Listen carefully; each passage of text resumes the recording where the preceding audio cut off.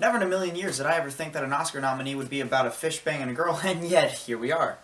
Here we are, born to be kings. We're the princes of the universe.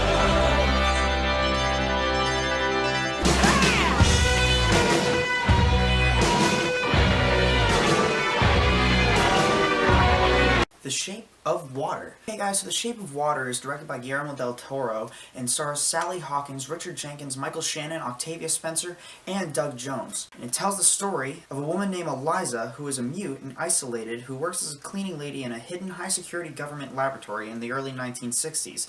Her life changes forever, however, when she discovers the lab's classified secret, a mysterious, scaled creature from South America that lives in a water tank. As Eliza develops a unique bond with her new friend, she soon learns that its fate and very survival lies in the hands of her, a hostile government agent, and a marine biologist.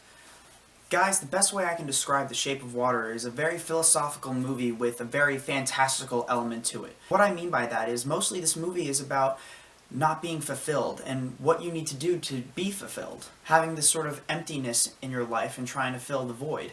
Most of the characters in this movie are basically, it's our human nature to try to find fulfillment, and that's basically what this movie is about. Let's talk about Sally Hawkins for a little bit. This is the movie that's going to win her an Oscar nomination for sure, and probably an Oscar win.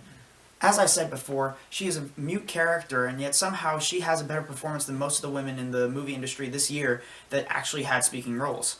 Performance in this entire movie, from start to finish, is absolutely breathtaking, especially when it changes as soon as she meets the creature, which transitions me into talking about Doug Jones. Doug Jones is basically the Andy Serkis of practical effects. He is outstanding in this movie.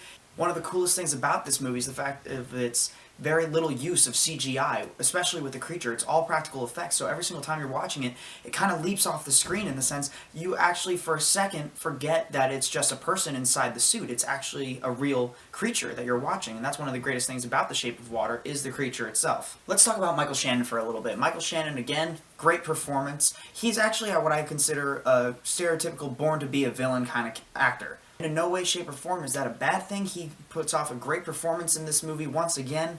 It is definitely one of the standout characters of this movie.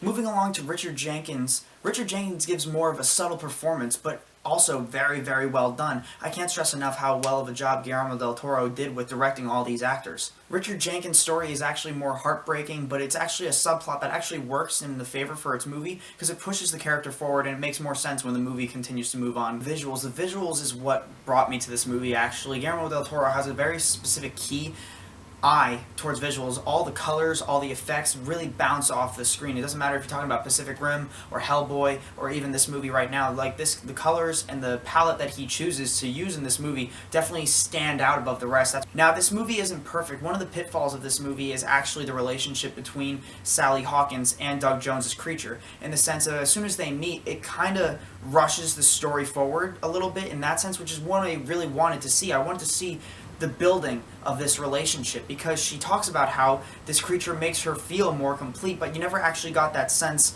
of the bond being formed throughout the movie. It kind of got rushed at that point, so then they could try to get the creature out of the facility and try to get him free. Another part of the movie that just didn't really work for me was that part where I can't really spoil anything, but you'll know what I mean when the colors start to change a little bit. It just feels a little out of place and too artsy for the movie that it was going for. And one more nitpick towards the end of the movie, it gets very predictable. The third climax, you actually know what's going to happen scene for scene, character bit by character bit. I'm not saying that's a bad thing, it was still enjoyable, but I kind of wish that it kept me on my toes throughout the movie like it did. All in all, guys, The Shape of Water is a very enjoyable movie, and get ready for it to sweep most of the Oscar wins off of the Academy Awards. It was very philosophical, enjoyable, had a little bit of missteps here and there, but I'm going to give Shape of Water a B. Guys, thank you very much again for watching. Got a little bit quicker towards the end, so we're getting more comfortable with the filming and all that, so stay tuned for the next movie.